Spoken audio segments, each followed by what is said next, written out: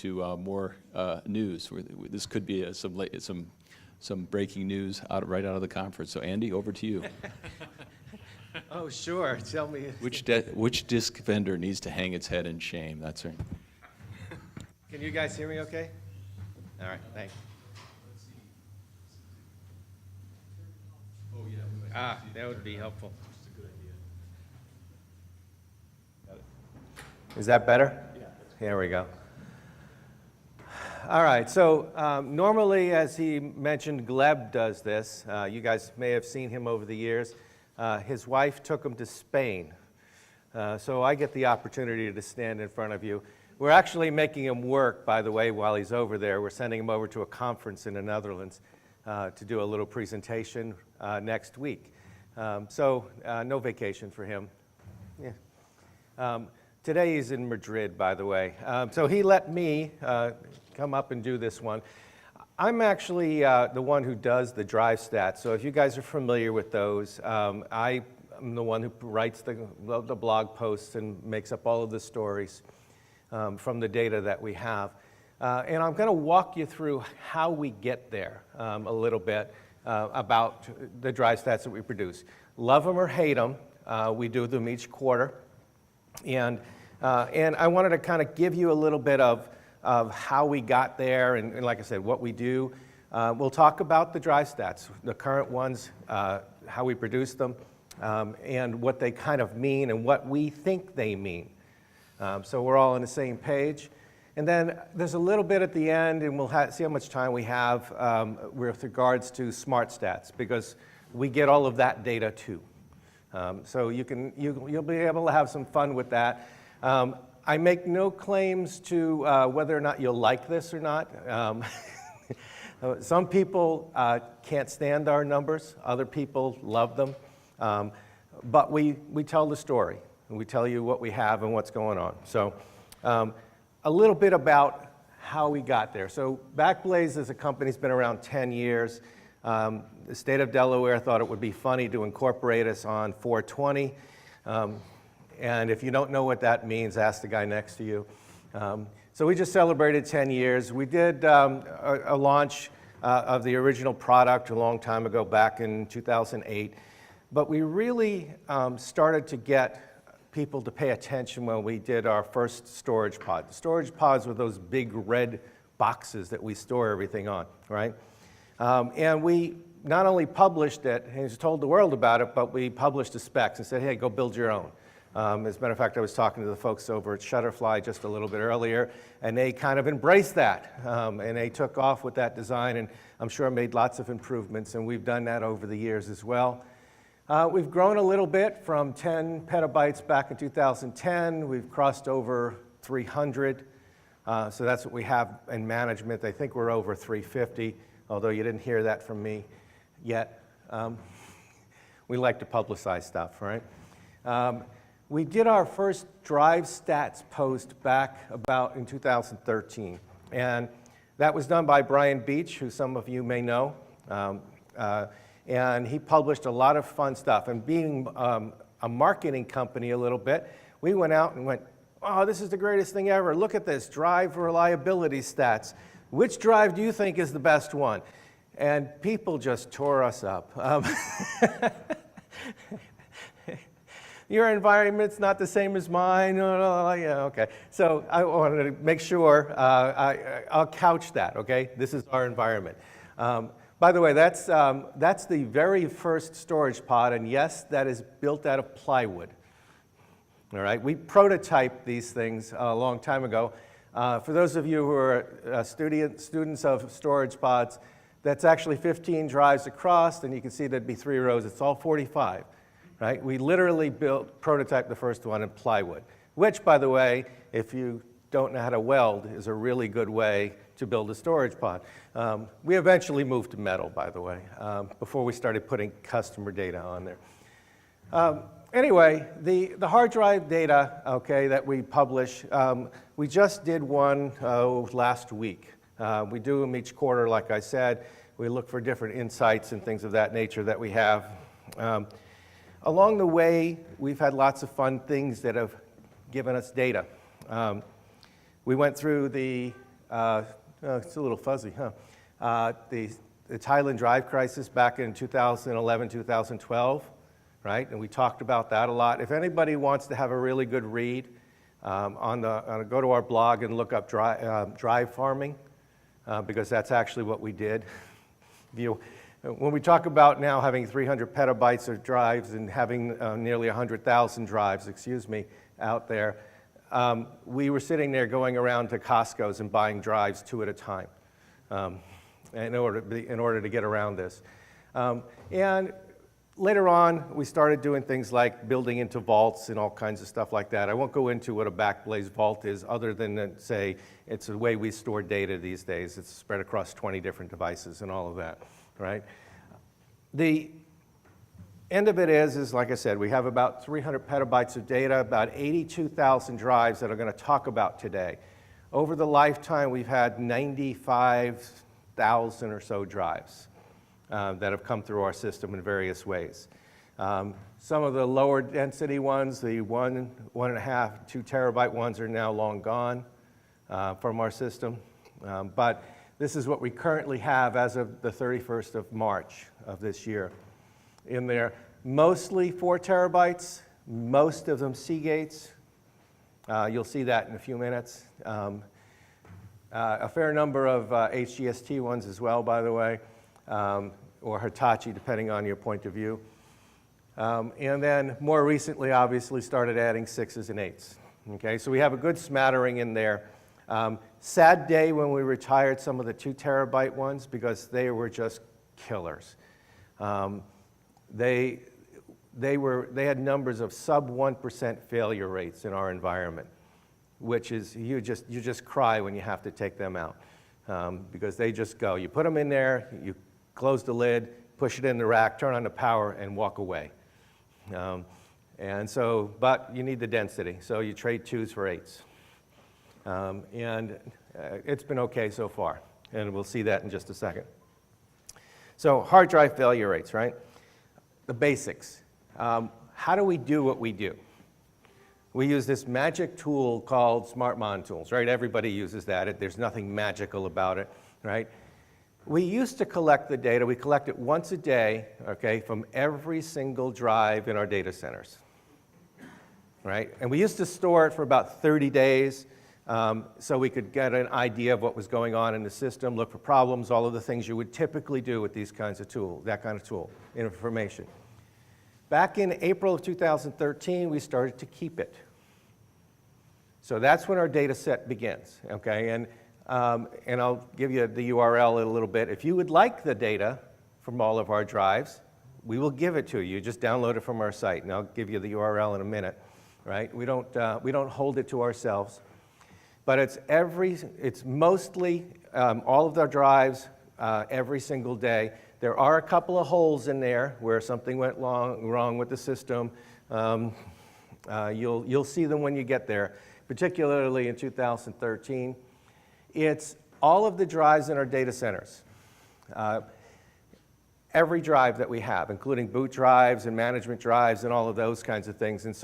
But when we report the stats, we pull out everything except customer data drives that are in use. Just so you know, you'll see, I'll talk about a number that's 82,000.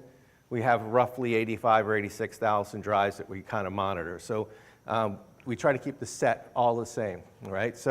But if you're really interested, the data's in there. If you're curious about how our boot drives work, okay, and what's going on. So what we get is, and if you've never seen this before, but that's just the output that you get. Every record is like that, right? It's going to be the date, serial number, so on and so forth. And then going to you're looking at it, right, will be all of the different attributes. And we record them that way. We record the normalized and raw for all of the different attributes that can get reported. As you all know, or should probably know, smart stats vary, drive model, manufacturer, and so on.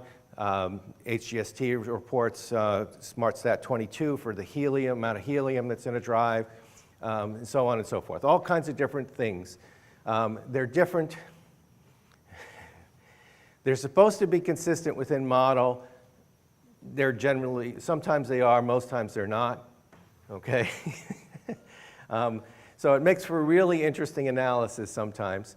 And then it goes down, and obviously there's just more records. And any given day, you'll get 82, 85,000 of the records in there for a given day. So if you wanted to start thinking about doing some analysis, that's the kind of challenge you have. The one thing that we add to all of this is that little failure column that currently has all zeros in it, right? If there's a 1 in that column, that means the drive failed. In other words, we removed it from our environment. All right? And that's the designation that says, hey, that thing will no longer be seen. And it actually disappears from the next day. So if there's a 1 on that very first one, the next day that record is not there anymore. That's how you look at it. We count, and I'll go into this in a minute, about something called drive days. And you'll see what that means. But that's the indication. How many days did that drive exist? All right? Again, the period is from April till the end of March. There's actually 95,000 different drives in there over that 4+ year period or nearly 4-year period, right? Some of them have migrated away. Some of them have failed. We've had 5,674 failures, right, over that time period. Drive days, the number of days a drive existed, it was operational.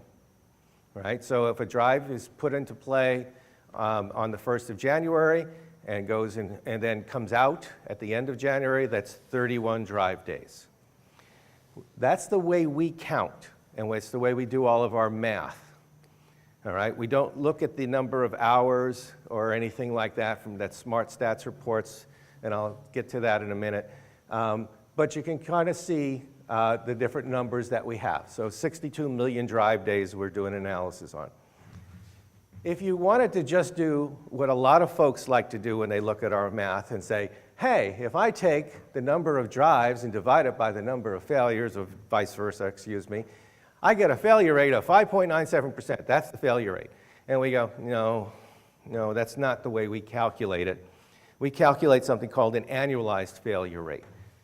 And the reason we do it that way is because sometimes the failure rate needs to be calculated over a 3-month period or a 6-month period or whatever, or a 4-year period. And so that's the little formula, okay? Just drive failures basically divided by drive days, right? Drive days are the number of drives that system, we had that number of days that drive was in our system. That's the math we use. If you wanted to go look at Smart Stats and pull off the number of drive hours and then do some math and calculate drive days, you could do that. The one downside to that is if you end up using reconditioned drives at all, sometimes the Smart Stats don't get wiped out. And you put a drive in play that already has hours on it. And sometimes the drive number of hours, especially when a drive goes to fail, sometimes that number is really goofy. Like, I existed for the last 22 years. So we use the number of the Smart Stats to kind of sanity check us sometimes, but this is the best way to do it. Just count it if it's there and it's working. And that's the way you'll see it in our data. So if you want to do analysis, that's the way we did it. So what do we get when we start to do this kind of analysis? This is the one, the report. This is the quarterly report. So for the period of Q1 only, okay, of 2017, what did we see? Now, you can look down and say, 1, 2, 3, 4, 5, drive failures column. You can see there's some things there that have nothing. My goodness, they didn't fail. That's great, right? And then you can look at the Seagate one, 4 terabyte Seagates, and say 267. Oh my gosh, that's horrible. Well, no, because when you do the annualized failure rate, they start to change, right? Start to change a little bit. Some people looked at the one for Seagate and said 3588. My goodness, that's a horrible drive. I never should buy that, right? No, it's just we had a streak of bad luck with that particular drive in that particular quarter.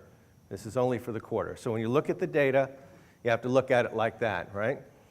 Some of them didn't fail at all. nice WDC, the Western Digital 4 terabyte ones, no failures at all, yay, all right? But they only have 4,000 drive days on them. That's too low a number to make any kind of decision with. We like to see, something that starts to look at 20,000 or so, 25,000 drive days before you really start to get to any conclusions. We use the quarterly ones, for trends. Is there anything funny going on? What happened since the last quarter and the last quarter before that? We actually track in our internal system that moving 3-month kind of window to see what's going on as a group. Because one of the funny things is they seem to behave very, very similar. If you have a drive that seems to perform really well and then about 3 years out suddenly hits the wall, you'll see it in the numbers. And it's usually about 15 minutes after the warranty expires. But this is the annualized numbers for all time. So for the lifetime period that we have the data for. So this is starting to get to be serious, and that's why we put things like confidence intervals on it and stuff, because you have a really decent amount of data at this point. And you can start to see, so that one Seagate drive that was at 3588 isn't really that bad. 7.5% is not great. That's probably not a good drive for our environment. But its companion right above it at 3% is cool, the 4 terabyte Seagate one. You can see some of the HGST ones / HDS. HDS is the old Hitachi Data Systems ones, and then they converted them over. You can see those guys are just cranking along. They really, really like running in our data center. Right? Going to be a sad day when we finally get rid of those 3 terabytes. Just about as sad as it was getting rid of the 2s. And just to put a plug in for Western Digital, we finally, they had 1 terabyte drives that we were using when we first started out, 1 terabyte Western Digital green drives. And those guys were running at around 2.5% failure rate at 6+ years. Okay, so that's pretty darn good. And we were checking them out, and we still have them, by the way, and we actually abuse them by putting them into racks, and when we burn in the hardware. We put in a bunch of drives, and we burn in all of the other hardware, so they get the tar beat out of them. And they're still there hanging out, really nice. So we do this every quarter, okay? You can get a sense of what's going on and publish the kind of data that's out there. You can see in our environment, we're a little over 2% is the annualized failure rate. Now, the interesting thing about this is only the drives that are operational during the first quarter. So at the end of December, so if you go back and look at the 2016 results, we actually published it for all of the drives that ever existed in our data center. And that list was something like 50 some odd items long. And the annualized percentage rate was actually a little higher, because what would happen is we got a bad drive in there, all right, we would take it out. We couldn't live with a failure rate that was too high. Could, but it just made life a little miserable, all right? Now, one of the questions that comes up with folks is okay, I get it, I understand. What's a failure? What do you define as a failure, right? So the first 2 are fairly obvious. Hey, I turned it on, it didn't work. The second one, I turned it on, it spun, but it just won't stay in my RAID array. Or it just won't stay working, it won't work well with friends, basically. The third one is the one that usually is kind of interesting. We use smart stats. We have a handful of smart stats, which I'll show you in a minute, which give us indicators that a drive is going south. Right? And it's not an exact science. I wish I could tell you that as soon as we saw this value here and this value here and this value here, that we could just pull the plug. It doesn't work that way. But I'll show you a little study that the folks over at IBM did, which kind of give us some interesting ways that maybe it does work that way. Right now, that third one there is like I said, is experience and automation combined. And we do a pretty good job. When we pull a drive out, by the way, we actually run it through a couple of batteries of tests, a local load test, and then a secondary one, which does the whole, basically like you would sync it into a RAID array. And if it holds up after that, we'll actually put it on the side and keep it as a spare. But if it won't hold up, then it's failed and it's gone. So it's not quite a human being there. There are some other steps that go beyond it, but that's what we use for criteria. Now, what does that mean? Okay, what have we seen? What kinds of interesting things have we seen for drive failures over time, right? So somebody produced this wonderful chart. I'm gonna go this way. On the left-hand side, all right, that's the bathtub curve, right? Oh my goodness, it's gonna be early infant mortality, and then the drives are gonna settle in, and then as they wear out, you're gonna get wear-out failure, right? Is that really true? And it kind of is. It's the same thing here, okay? There's an early infant mortality. There's a nice settling in of 1.4% failure rate. And then after about 3 years, it starts to increase. Now that number is actually pushed out. What we're starting to see over the last couple of years, especially with the larger drives, is the infant mortality rate is still fairly high. But that annual failure rate stretches a little bit longer. It stretches into like 4 years, 3.5, 4 years before you really start to see a fall off or an increase, if you want to say it that way, in survivability of drives. So the curve seems to hold up, right? It may not be as pretty as all of that. It has a little bit different bend to it. But all of the things we kind of suspected, which is early infant mortality works really great, gets good, and then as it wears out, it starts failing, we see it. I like to put this one up because it's fun. This is hard drive failure rates, right? Cumulative by year. So each year, we looked at them, and they're cumulative.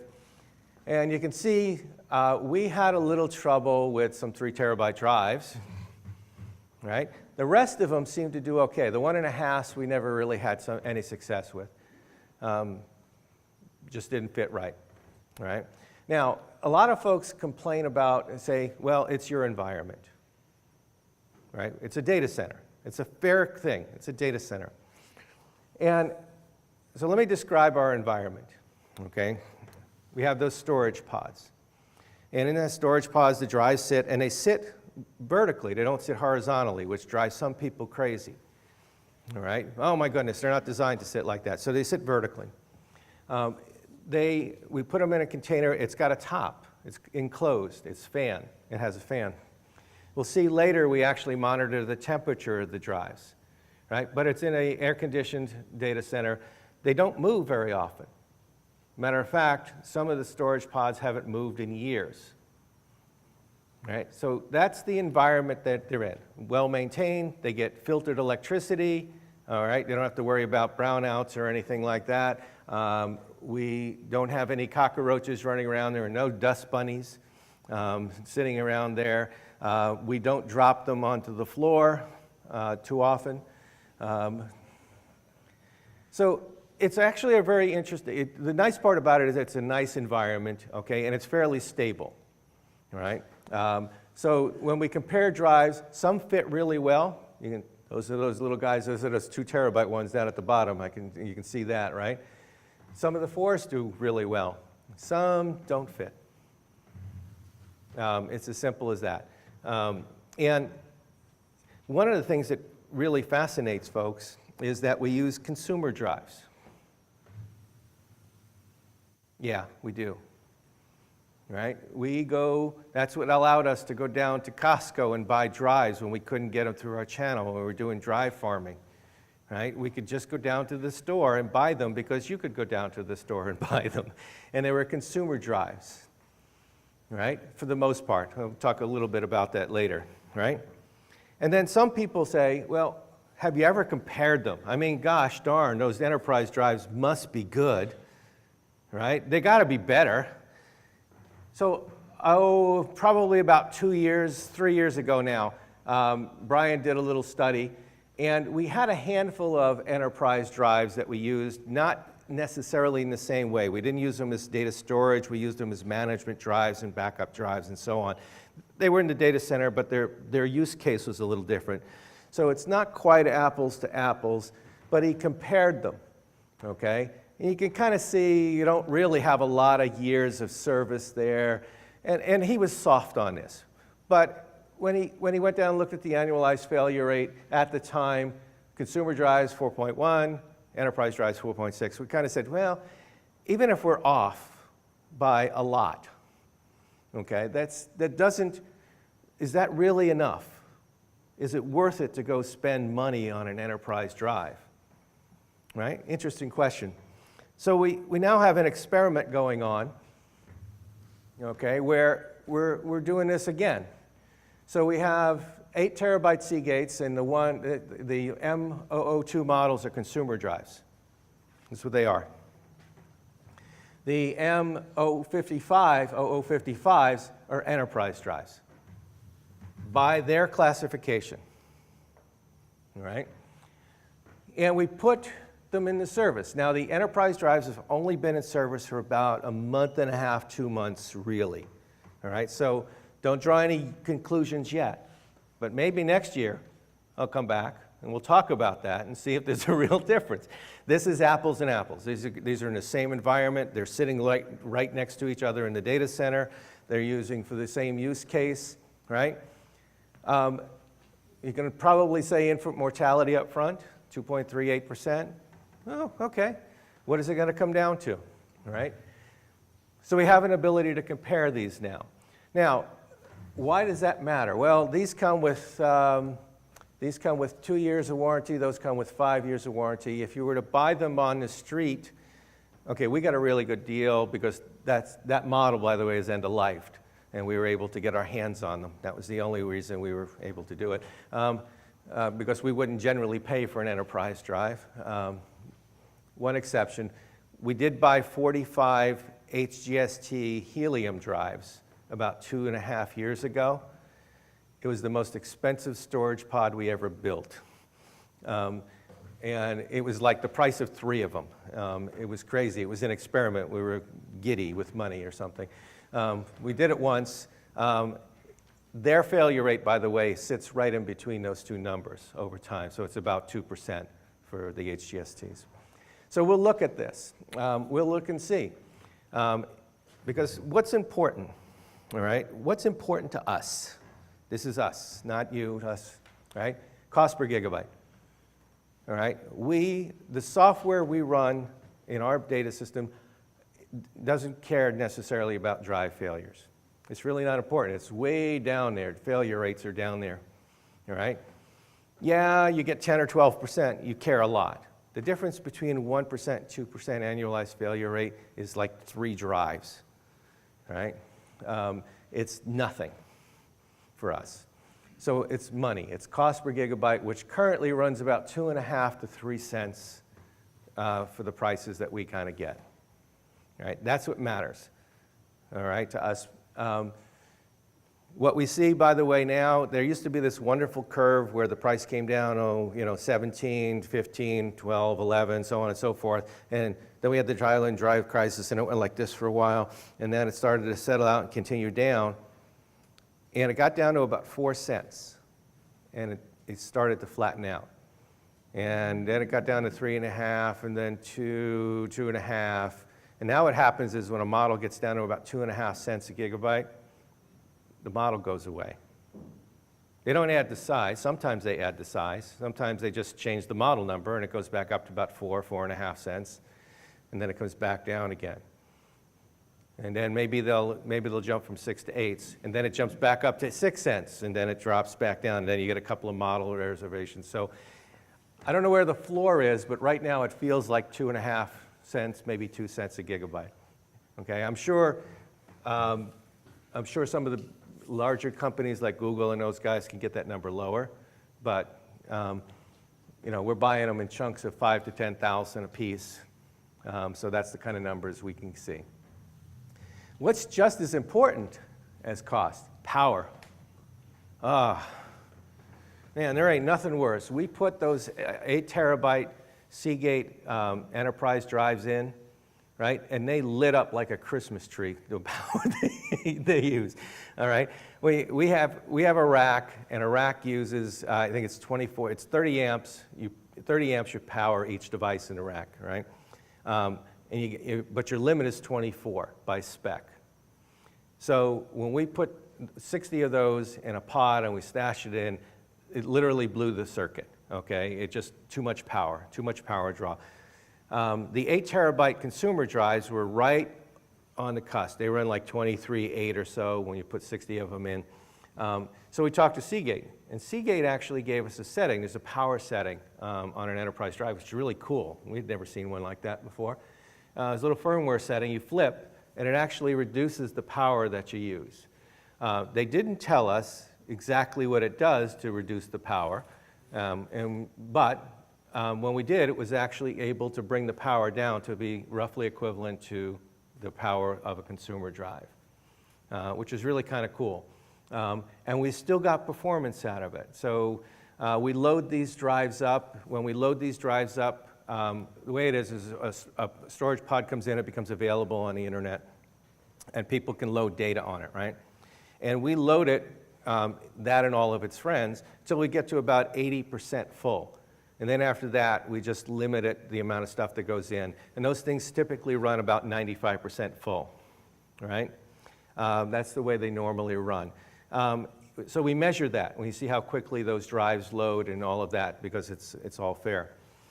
And what we did, we compared the 8 terabyte Seagate consumer drives to the enterprise drives. The enterprise drives load about 40% faster, which makes sense. The spindle speed is a lot faster. The RPMs are a lot faster, right? So it makes perfectly good sense. But that was even after we lowered the power. So pretty cool. They loaded data faster.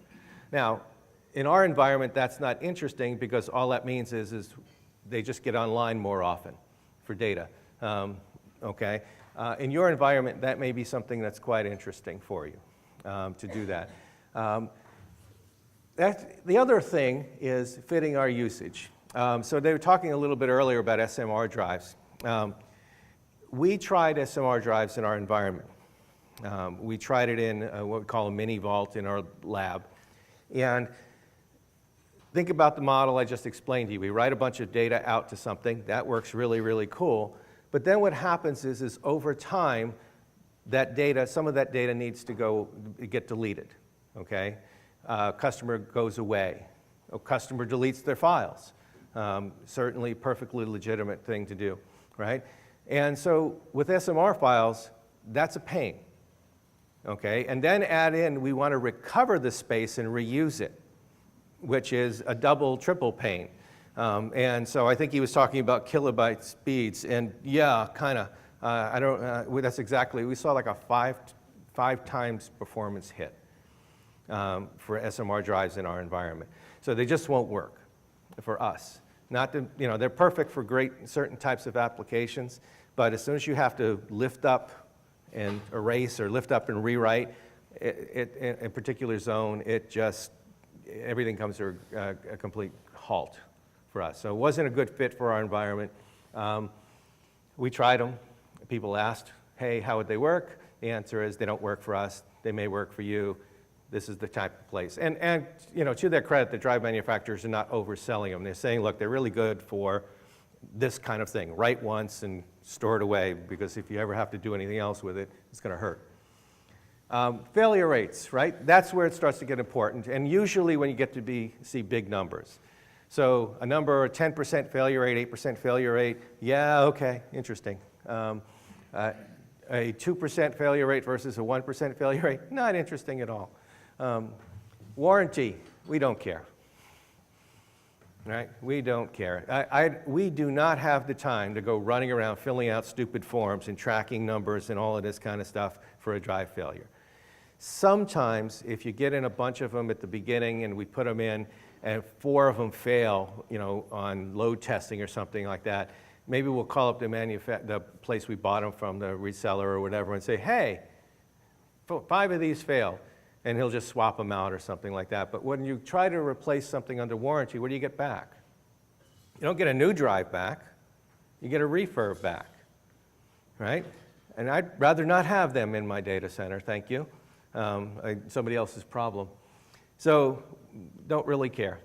You know, it's an interesting thing that some are 2 years and some are 5 years. What was amazing was, for example, during the Thailand drive crisis, is the warranty went from the same drive. Well, 1 week was 3 years, and then the next week was 1 year. Now, how did that happen? Right? And then finally, speed. I talked a little bit about that. Like I said, we put a box on the internet. Actually, we put a whole bunch of drives on the internet. There's always extra capacity for people sending us data. That's not the issue, ever the issue. So I don't care whether it spins at 5,400 RPMs or 72 or 1,500 or 15,000. They all work for us. So that's our environment. A little bit, we got a few more minutes here, talk about smart stats and SICK drives, and can you figure all of that out? Can you use smart stats to do that? So we use these 5 right now, okay? And you can see most of them apply, 3 of them apply to all of them apply to Seagate, and then a couple of them for other manufacturers, all right? Those are the 5 we kind of pay attention to. All right. What have we found when you analyze our data? All right. If a drive is SmartStat 5, pick a number, right? Reallocated sectors, right? This is a value greater than 0, with the raw value being greater than 0 in there. So when you look at the SmartStat and you say, hey, how many of the operational drives have that? 1.1% of them. How many of the failed drives had that attribute? Right? And you can see 42.2% and so on. So no single attribute is particularly good at picking it out, right? There's nothing there that jumps out and goes, wow, my goodness, 80% of the drives had SmartStat, the failed drives had SmartStat 188. Holy mackerel, that's a great indicator. It's not that simple. It's not that simple. Not that simple at all. Right? The other little trick, that thing you got to know, is that some of these, right, 180, there's 197. What happens is you may have a current sector count. So it says, oh, I'm having trouble, and that number starts to bump up. 1, 2, 3, 7, 10, blah, blah, blah. And then all of a sudden the drive says, I figured it out. Wait a minute, and it goes back down to 0. And so it depends on when you take your data snap to. Other ones, by the way, never do that. They just continue to add. So it's 1, it's 2, it's 3. We'll see in a second. High-fly writes do that. They just go and they go 1, 2, 3, 4, and so on, kind of a thing. But what we did is if you combine them all together, all right, and you say, look, if one or more of the attributes of those 5 attributes, right, triggers is greater than 0, percentage of operational drives that happens in is 4.2%. Percentage of failed drives is 76, well, it's 0.7%. All right?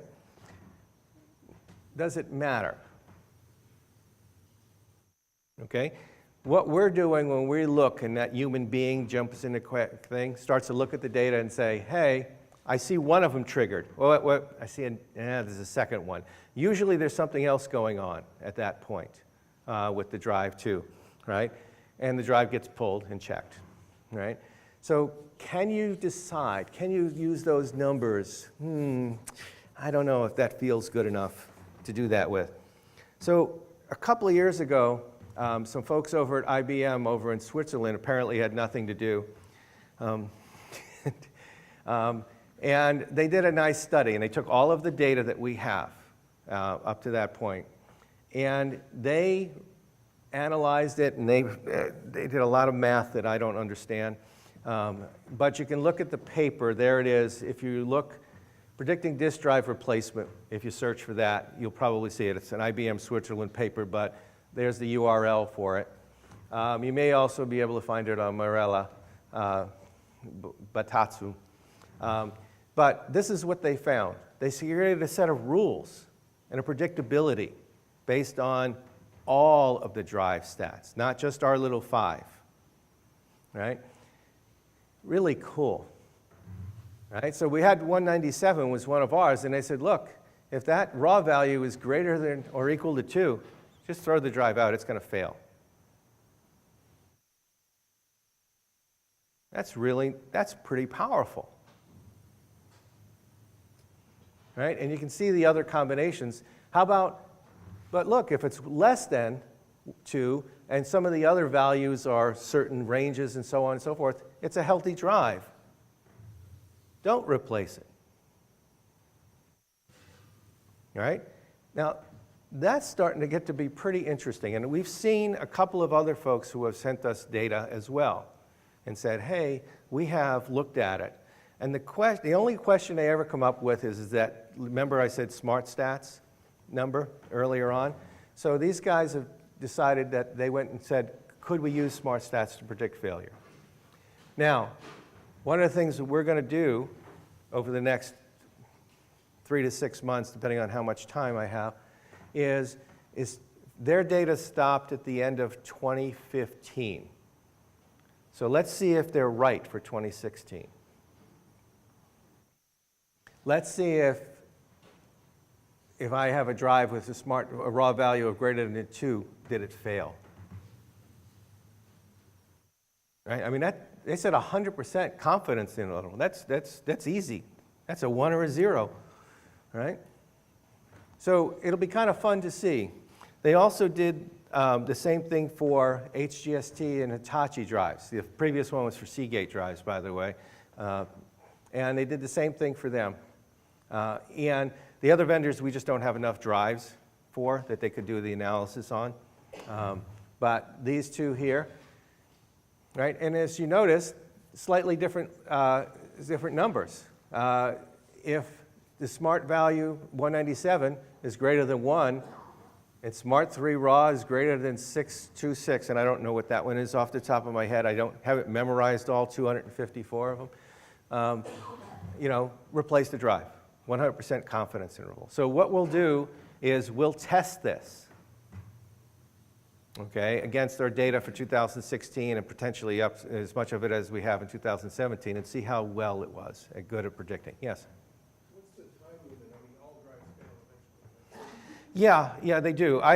That's a really good question because somebody else did an analysis of this from what they called what's the survivability rate? This is a failure rate. They looked at it from the other side, which is what's the survivability of trimes, and so when does it go to 0?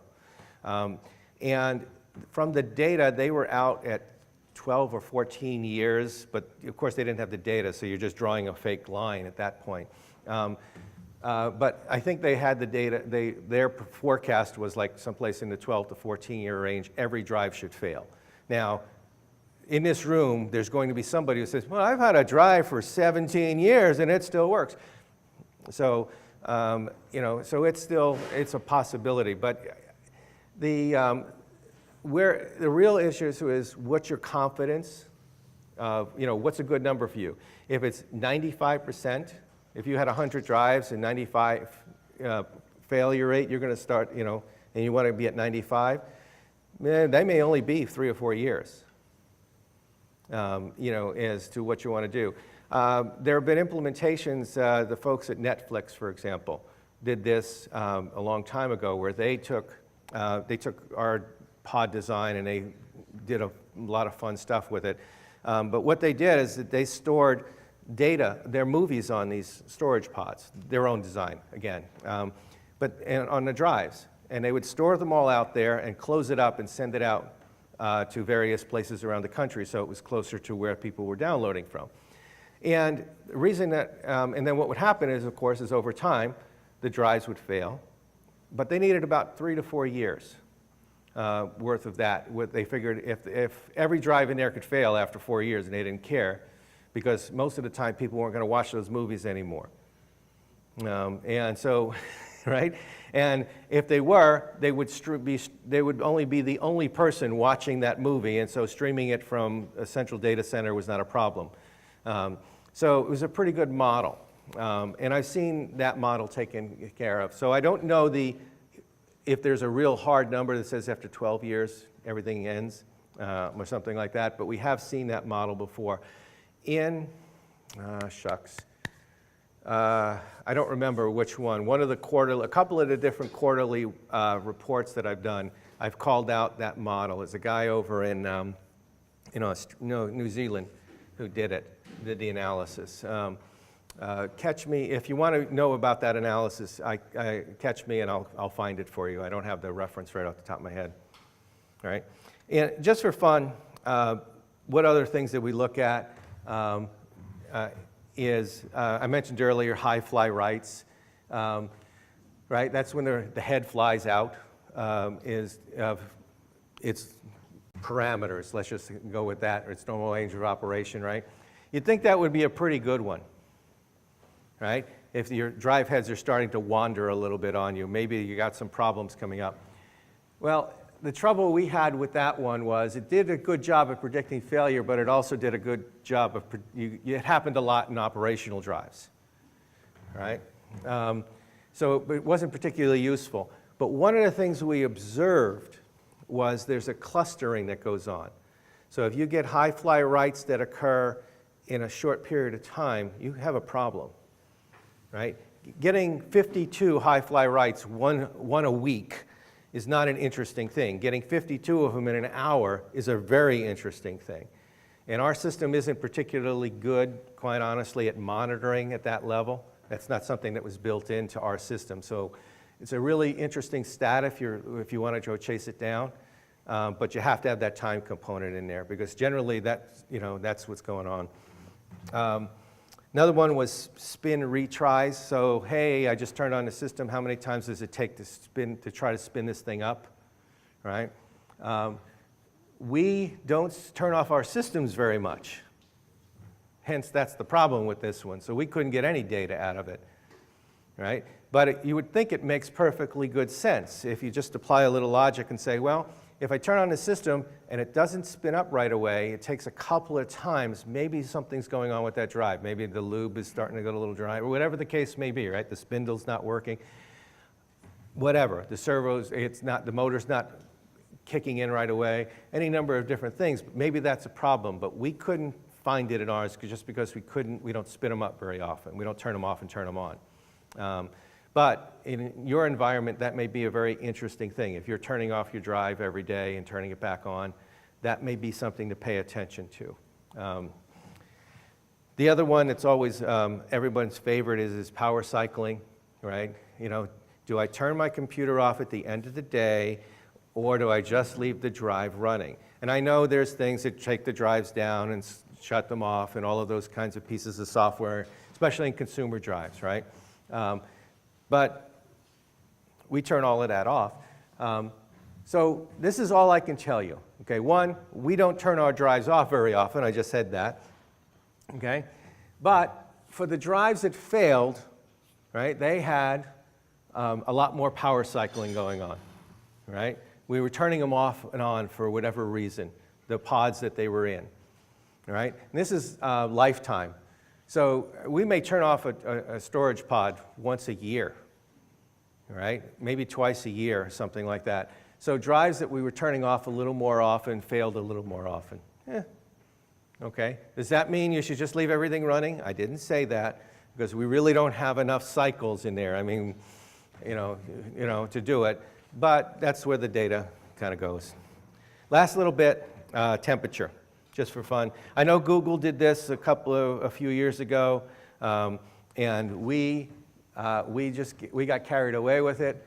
Again, one of the funny things we found is that failed drives are a little colder than drives that are operational, right? Which was really kind of weird because we didn't expect that. This is what happens. This is what it looks like in our data center, right? For all of the drives we have, the average temperature is roughly 78 degrees, 79 degrees Fahrenheit, right, 26 degrees Celsius. That's where most of the drives are, right? and with what I call a 30-day look back. So this isn't just at a given day. This is the average temperature over the previous 30 days. And that's important when you look at the next one, which is failures. Right? This is failures by manufacturer. Right? And so it's got that 30-day back. So one of the reasons why you need the 30-day backs is because if a drive fails, it probably doesn't produce much heat. Okay? It's just kind of sitting there. So you want to go look back and make sure you're seeing that. So the funny thing about it is that there's no, sometimes way down here, they'll heat up a little bit. That's probably some type of heat problem. But generally, drives don't seem to throw off a lot of heat. And this is, by the way, we're measuring the internal temperature of the drive with SmartStat 194. So that's inside the drive. That's not like the flow through or anything like that, or the room temperature or anything like that. That's the temperature the drive's reporting. One of the coolest things is that the orange one, the Western Digital one, kind of looks like Batman's helmet. I just look at that and I go, that's what it is. It's either that or the guy from SpongeBob. One of the, anyway.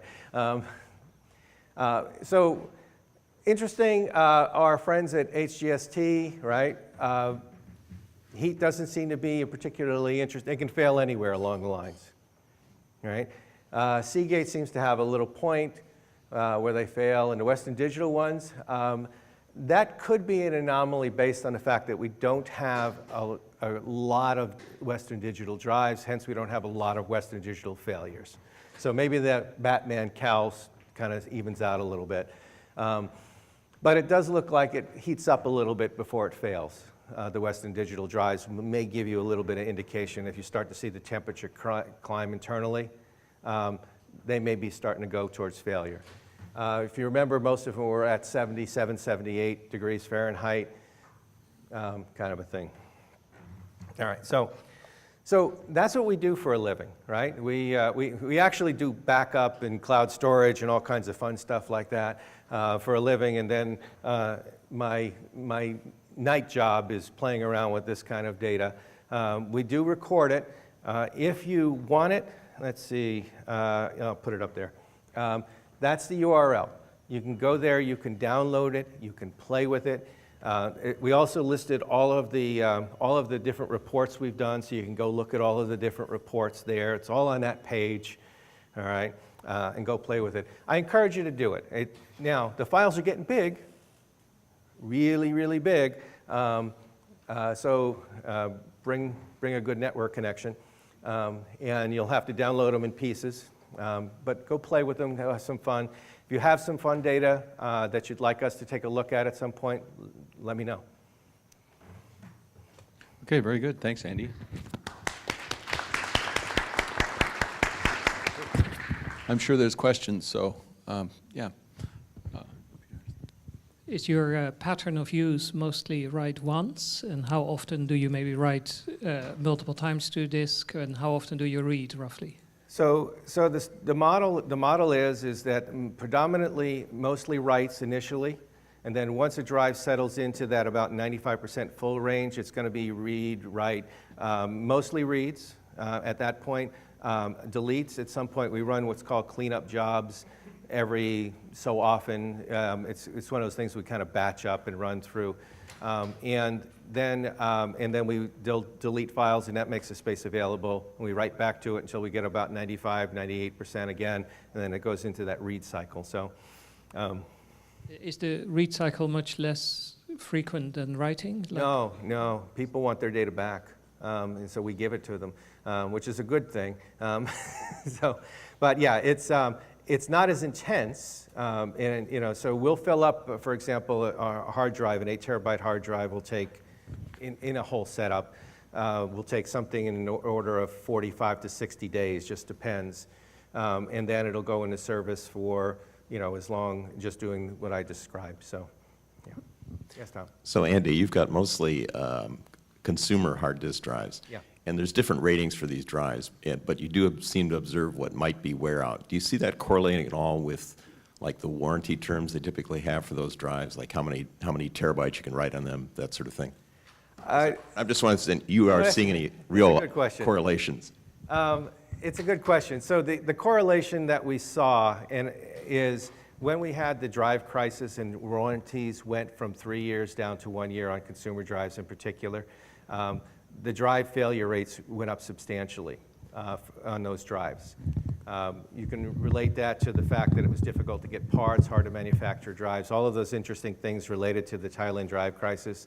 But that was the only correlation that we ever really saw specifically to warranty and so on and so forth. And to be honest, it's a fun thing to go and look at, but it has no effect on our business, so we don't spend a lot of time with it. Yes. So are these all 54 and 7200 SATAs? 54s, there's some 59s in there, and they're all SATAs, yeah. And They're all then SATAs. yeah. Have you guys looked at any, do you do drive firmware updates? Have you looked at firmware revs of drives and whether that correlates to failures? Have you looked at SATA control, specifics of SATA controllers and SATA controller firmware? Because it seems like a lot of that stuff might actually be a fairly significant secondary effect. It is. So to answer the questions as we go, the other components certainly can contribute to failure as well, although certainly they contribute, let's just say, equally. Do we update firmware? When we get firmware updates from the suppliers, the manufacturers, we usually talk to them about what the nature of that is and see if it's something that's going to affect us or not. And then we can update the farm if we need to. So for example, the Seagate drives were an excellent example of that. We had 1,200 of them installed. We brought them up. We said, oh my goodness, look how much power they're using. Seagate said, well, here's a nice setting you can go to. It took a few minutes to go through and update the firmware setting on all of those things and go from there. Not normal behavior for us. We don't spend all day doing those kinds of things, but we do it. As it relates to other components, we're relatively consistent with the manufacturers we bought from. We buy generally from all of our backplanes and all of our SATA cards and cables and so on come from the same manufacturer. I suppose we could map them to lot numbers and all kinds of things like that. We've never done something like that. They might have different firmware as well. And the thing about it is we'll bring up a farm of drives, let's say, a 1,200 drives and they'll be Seagate. Then the next 1,200 drives in a vault will be a different manufacturer, HGST or whatever the case may be. So we've never done that breakdown. That's an interesting breakdown to do that. For your outlier on the Seagate, Yeah. X drive with all those failures, that to me speaks of. Could be. And I don't know the answer, if that's truly the case or not. Yes. Two questions for you. First, with the number of spinning drives you guys have in the environment, have you witnessed any gyroscopic effect, macro or micro? And second, performance-wise, are you seeing it mainly in terms of faster RPM speed, or is it also a function of cache on the drives as well that drives that? So, so the first answer, I believe, is no. Okay. The second one, the speed thing, again, that's not an important factor for us because we're just going to fill them up. Whether they fill in 45 days or 51 days, not an interesting thing because there's always another farm right behind it ready to take their place. We count something called it's basically a time in the future where we'll run out of space. If we deploy no more environment, when are we going to run out of space? And so we try to keep that number at least 90 days and preferably something over in the order of 180 days. So if we never deployed another drive, okay, we'd have 180 days worth of space. So we always back that up with another vault. In this case, we don't do pods anymore. We group the pods into a vault, and that's 1,200 drives going into play. So we just don't care as to how quickly or how slowly they fill, other than if it was something ridiculous like it took 180 days to fill. Yeah, okay, we'll probably never buy them again. But every drive we put in their environment goes through the mini lab first. And so we test them all, make sure they're right. We go through, we do load testing and everything like that, because if they're going to fall apart, I don't want them. The SMR drives are a great example, okay? They might have performed really well, although we kind of figured they wouldn't, but let's give them a chance. And when they didn't, I don't need to put them in my stats and yell at them at that point. I just need to say, we tried them, they didn't work our environment, good luck. But they may work in yours. So, yeah. Great. I also have two questions. Yeah. One, if you could please classify or describe how you classify an operational drive in your data set. Like, do you filter out all possible drives that have never failed? Or do you group them by like a large number of device days that they've been online? And second, do you currently remove drives from your data centers that have these abnormal smart values? Or do you actually wait for them to actually fail? So we do, I'll get to the second one first. We have been known to remove them when they have the abnormal smarts values. It usually is in combination with, like I said, the human being, you just get a feel for it. My goodness, that had 0 yesterday, it now is 6. Okay, that's weird. What else is going on? Oh, look, I'm getting errors across the bus on it. And so you take that drive out at that point. It actually doesn't get marked as a failure until it goes through the other tests and fails out. But that's the way we do it. And the first question was, now I forgot. Operational drive. Okay. So a drive is either failed or operational or in that quasi-state of trying to decide if it is. But you won't, in our records, it'll look legitimate. It'll look like it's stopped, but it won't have a 1. Okay, it'll just be a 0, and it'll stop recording drive days because we took it out of the environment. We test it out, it fails. Oh, my goodness, it failed, we give it a 1. Oh, it's still good. Okay, we'll put that out, we'll hold it for a spare. The reason we hold it for a spare is, quite honestly, we'd like to have all of the drives in a storage pod to be the same model. Just makes kind of sense. So if I have 45 or 60 drives of the same model, and I can't get that model anymore, I'd like to have a few spares in case something goes out and I substitute out, and we hold it. And if it comes back in, and you'll see that in the data sometimes, where something will be there, it'll be running, all of a sudden it'll just disappear. It'll be gone for 6 months, and then it'll show back up. Okay, and that's why we count drive days. So those 6 months don't count, okay, and then it goes and it runs, and let's say it fails 3 months later, then it has a failure, and all of those things become part of the record. So the drives that you have failed, every day previous to that was considered an operational drive. That's correct, yes. Do you consider those in your operational status? Absolutely, yeah.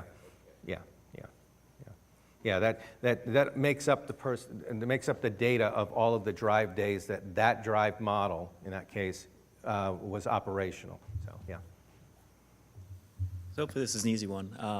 So as your drives are running, do you adjust the power parameters for them at all? Do you prevent them from spinning down, or is just out of the box running? So it all depends. We talk to the drive manufacturer to see what they do when they shut the drives down.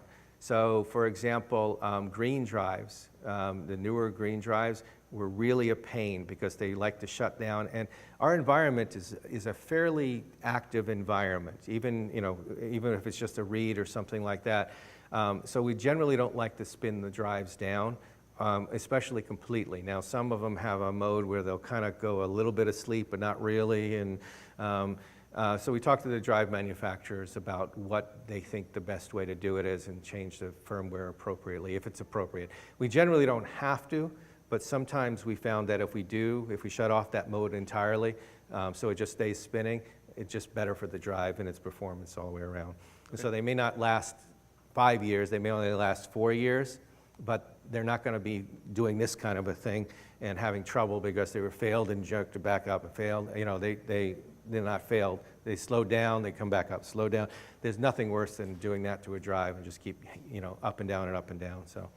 Okay. And then slightly related to that, you ever had a power outage at your data centers? And did you have any? So we had one back when one of our earlier data centers was in Oakland, and the janitorial crew hit the big red button. Can't tell you why. It wasn't just us, it was everybody in the data center. And yes, we had a data center, and Everybody in the company at that time literally got up and went to work at 2 o'clock in the morning down at the data center, so we could bring up the pods individually and bring them online. It took us about 4 or 5 hours to get all of that done. There's even a blog post about it with our CEO, Gleb, standing there, looking very tired, standing next to one of the little machines there. But yes, it has happened. The new place that we're in, the new places that we're in are multi-power. So the one that we were in initially wasn't. So it only has single source of power. So not that we observed. The things just kind of, they just shut down. It's losing power. I mean, it's just like pulling a plug on a darn thing. It's not particularly elegant. It's a little problematic with the data. And so that was the hardest part of getting the things to getting the drives to FS check and make sure you knew where they were, and then reporting back. In that particular case, they were reporting back to an application on a Mac or a PC and comparing notes about where they left off. And so everything was fine. It just took a little while to catch up. You brought up that SMR drives don't work in your environment, possibly due to the shingling, but it seems that the disk drive guys are starting to stretch their technology now, trying to get to HAMR, bit pattern media, and things like that. As those new technologies come out, do you foresee error rates going up? Do you foresee, I mean, that's one of the things you have to forward predict your costs. So as they stretch that technology, what are you seeing?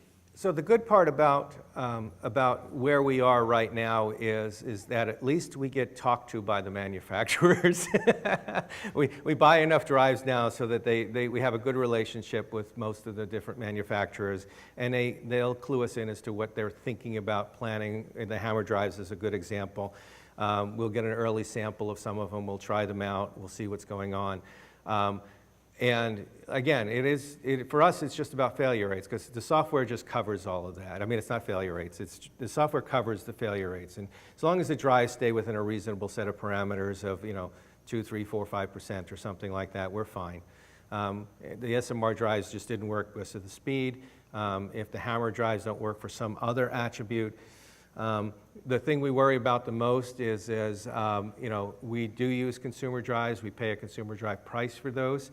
How large are those going to get? Are they really going to make 16 terabyte consumer drives, for example?